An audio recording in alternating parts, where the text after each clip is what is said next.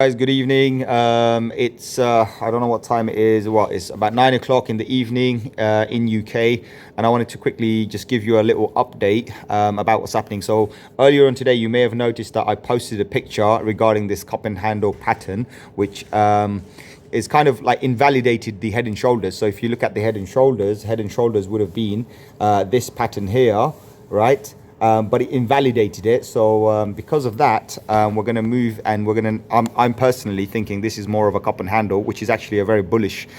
So you can see this. Also, if you look how we've got a symmetrical triangle, we're currently contained within this symmetrical triangle, and also if the yellow lines, these are our current support lines, right? So we did break below those. In fact, we broke below both of them. But I just want to quickly show you this Fibonacci. Remember, this Fibonacci is 0.786, which is showing 34,492. And if you notice here, let me zoom in for you to see, right? If you notice on this particular location here, right, we actually touched it and then wicked out and moved back up again, back onto our support line, which is good. So that means the bulls have defended it on the Fibonacci line. Also, probably the bears respected the Fibonacci line, which is very good. However, we still are in a kind of a no man's area. We do have some support. If you look to the left, you can see we have some support around the current figures that we are.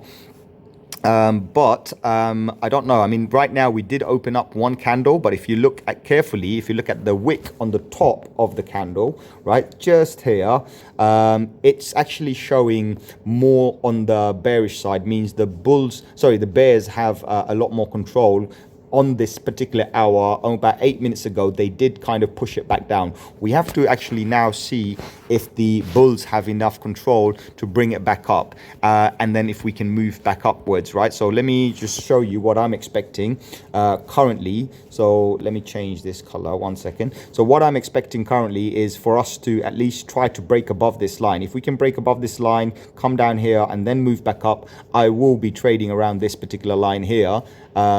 But let's see what happens. I mean, ultimately, it all depends on time. And if you notice, we have 3 more hours of today's daily to close. Now, one other thing I want to quickly just show you. 1 second, let me get rid of this. And let's move back and show you something, right? So let's go here. Let's go to our candles. Now I want to show you the 4-hourly candles, and you can see on the 4-hourly, this is the pattern. We've got the cup and handle still there, which is fine, and still respecting this this yellow line that I've put in, right? So we're still respecting that. Now I want to show you daily. Remember what I said, always look at a bigger time frame to see what's going on. So if you look at the daily, you can clearly see the cup and handle on the daily, right? And currently where we are, we're slightly, I think we're almost matching the yesterday's basically. So let's see. I mean, we're currently at a lower low. It could potentially break out, and then we're going to need definitely. So we've got 3 hours. I don't think we're going to create in the next 3 hours. We're going to go above the previous green candle. So I don't think that's going to happen. But let's see, after midnight, we might just, decide to break up again and see what's going on. So far, I don't see too much support. Also, looking at a weekly, it gets quite funny. So if you look at the weekly charts, I know some of these drawings are quite bad, but even on the weekly, if you look, we're actually forming a lower week. If this happens, it's actually not bad. It's quite healthy, because what we do want to see is, on a weekly level, we want to see a little bit of a rest, like the bulls are resting a little bit, and then they're moving back up again. So let's go back to the hourly, and I'll just zoom into this and show you exactly what's going on with this support lines. So on the support line currently, as you can see, right, we're trying to move back up, but again, if you look carefully here, we are definitely lower than this low. Okay, so our highs that we have, this high here, is still lower than the previous low, which is why we need to break above all of these lines and then move up again, and that will change the trend. So I will, as I said, I will not be opening a trade. Sorry, I will not be opening a trade unless I go and see a bounce up here and then moving back up. That's when I'm going to do it. So until then, we just got to hope for the best. Currently, we're in no man's area. There's actually nothing. If I take you to the left and show you, you will see there's actually only one small support area around here. Sorry, one second. One small support around here, and the support we already broke was here, was the previous neckline of the W pattern, which we did not break out of. So this is the current situation. So you got to be really careful if you are trading. Just wait for confirmation candles. Currently, as you can see, this particular hourly confirmation didn't really work out that well either. So let's see. Only time will tell, but as we do need significant volume to confirm this, if we're going towards the upside or going the downside. But as I said, it's not looking that great.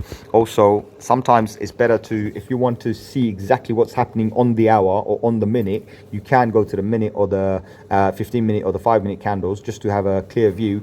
On the 15-minute, you can see we are definitely doing loads of lower lows, which is not really good. On the 5-minute, you can see, again, we're on a sideways trend. We're not really doing that awesome.